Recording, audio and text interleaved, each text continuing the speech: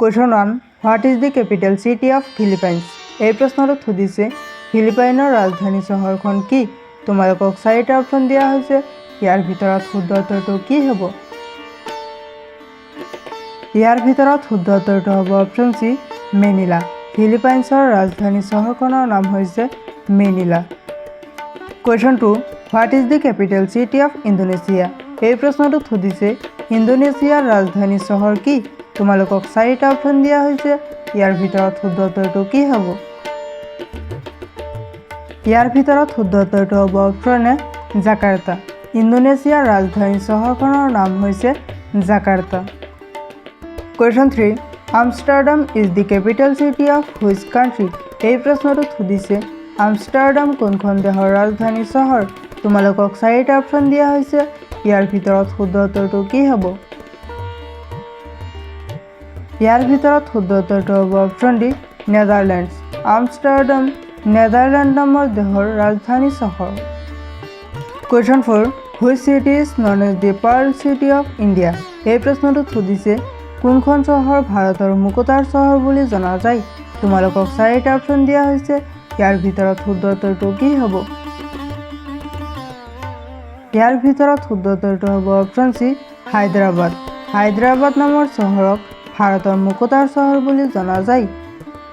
Question 5. Who is called the guardian of India Constitution?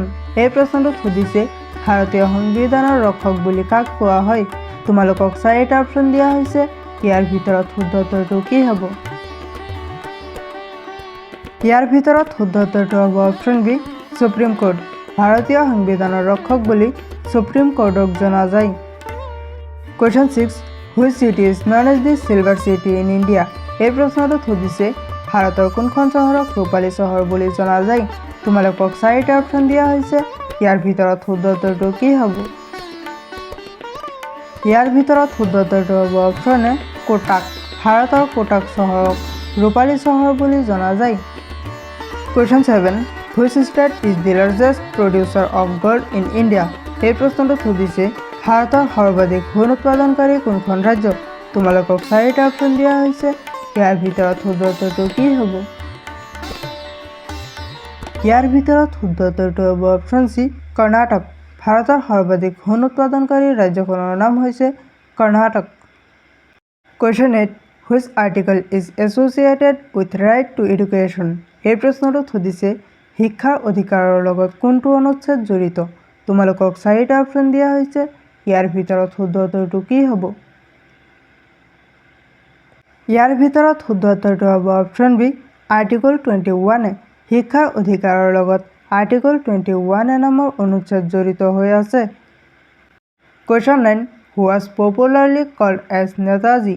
এই প্ৰশ্নটোত সুধিছে জনপ্ৰিয়ভাৱে কাক নেতাজী বুলি কোৱা হয়? তোমালোকক চাৰিটা অপচন দিয়া হৈছে। ইয়াৰ ভিতৰত শুদ্ধ উত্তৰটো কি হ'ব? ইয়াৰ ভিতৰত শুদ্ধ উত্তৰটো হ'ব অপচন সি সুভাষ চন্দ্ৰ বসু। জনপ্ৰিয়ভাৱে সুভাষ চন্দ্ৰ বসুক নেতাজী বুলি কোৱা হৈছে। Question 10. Which is the first state to be formed in India?